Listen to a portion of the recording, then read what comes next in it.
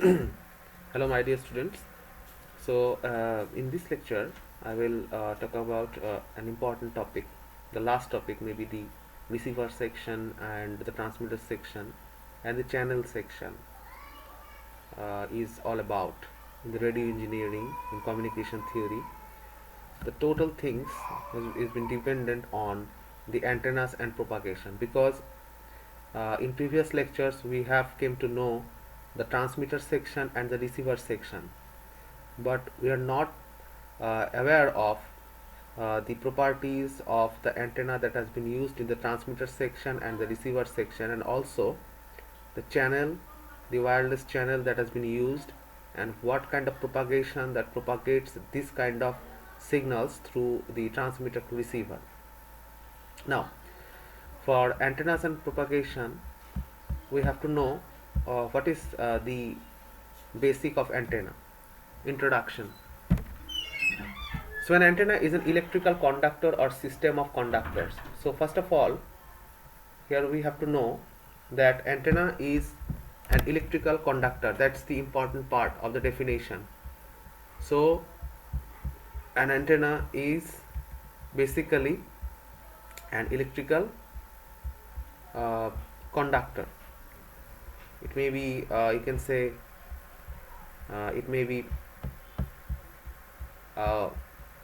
wire, a simple wire. It can be monopole antenna, and if there is an AC signal given there in part of that, so it can propagate the electromagnetic wave through here. So that's gonna be the electrical conductor or system of conductors. Transmission radiates electromagnetic energy into space. So it transmits electromagnetic energy into the space. That means in the channel. And reception side, it collects the electromagnetic energy from space. That means antenna can be an transmitter, can be a receiver, and transmitter. In transmission section, it radiates the electromagnetic energy, and in the receiver section, it will collect the electromagnetic energy from space. And in two-way communication system, the same antenna can be used for transmission and reception. That means if we use two-way communication, the antenna is known as transceiver. That means transmitter and receiver section. So in two-way communication, the same antenna can be used for transmission and reception. That is probably used on your cell phone. In a cell phone, there is an antenna that has been integrated on your phone, which communicates with the local BTS, that means the base transceiver stations, and your cell phone is also a transceiver to collect the data from there and to just sending the data from your device. It can be data, that can be voice, that can be video, all about it. So that's the thing of two-way communication. The same antenna can be used for transmission and reception. So we have to know the radiation pattern first of all. What is radiation pattern? The radiation pattern is a graphical representation of radiation properties of an antenna. It is a graphical representation of radiation property of an antenna.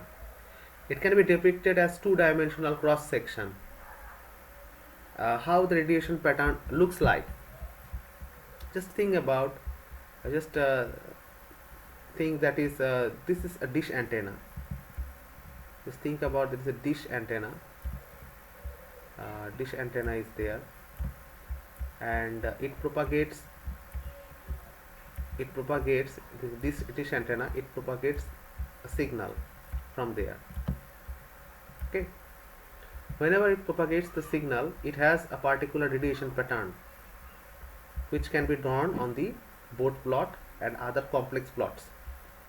And that particular plot, the radiation pattern looks like a petal of a flower, just like a petal of a flower.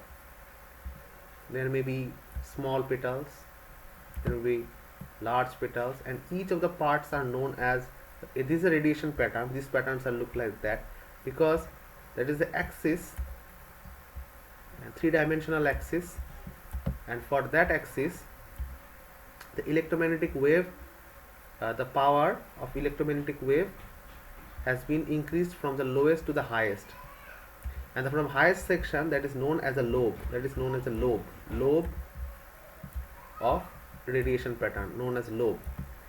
So there are many lobes. This pattern, this petal like flower petal like pattern, is known as lobe.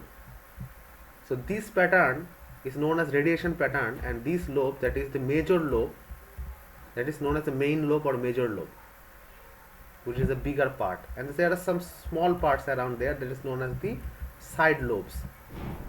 That means there are some part of power that has been radiated, very small patterns or very small radiation occurs from the antenna. These are known as the side lobes. So side lobes and main lobes are the mainly main lobe has been known as the how much power antenna could transmit or receive. So it can be depicted as two-dimensional cross section, that is two-dimensional cross section area that has been depicted. The relative distance from the antenna position in each direction determines the relative power. So that depends on the relative power. Now we are heading towards radiation pattern, second slide. So as I have told you that there is a main lobe, as like a flower petal type, and there is an axis on that portion. So what will be the beam width or half power beam width? The beam width is the length, the highest length of the petal, okay, that is known as the beam width, that is known as the beam width, not band width. That is beam width. This measure of directivity of an antenna, that means how much directive an antenna could be. What is directivity? We have to know this. The directivity of an antenna means how much directive the power should be. That means the side lobes should have to be very much smaller than to the main lobe, and the total antenna power is concentrated on main lobe, and total power will transmit from transmitter to receiver in that portion. There is no losses otherwise. Directivity means there can be multi-directional, that can be unidirectivity, that can be bidirectional. What can else? That the measure of directivity of an antenna. The angle within which the power radiated by the antenna is at least half of that. Half of what? It is in the most preferred direction. That means the angle within which the power radiated, that is the power radiation pattern, that is known as the lobe, and the angle within which the power radiated by the antenna is at least half that what it is in the most preferred direction. That means this angle where we get the beam width is known as the half power bandwidth, HPBW, half power beam width. Sorry, half power beam width. Apologies. That would be half power beam width, and for that we get the maximum lobe. And the reception pattern will like the same. The receiving antenna is equivalent to radiation pattern. So receiving will get the same kind of radiation pattern. So that's known as the reception pattern. Okay.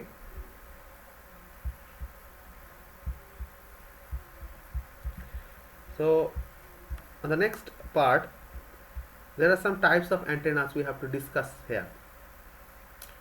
So the first type of antenna is isotropic antenna, which is known as the idealized or ideal antenna, that radiates power equally in all directions. That means if there is a monopole antenna, maybe just an wire or conductor, it radiates the power in all sides, similarly. So that is known as the isotropic antenna. And what is the dipole antennas? The dipole antennas are half wave dipole antenna, Hertz antenna known as, and Marconi antenna is known as the quarter wave vertical antenna. That means if the wavelength is lambda, if half of the lambda wavelength is the beam width of an antenna, that is known as half wave antenna. If it is quarter lambda by 4, so that will be the quarter wave vertical antenna.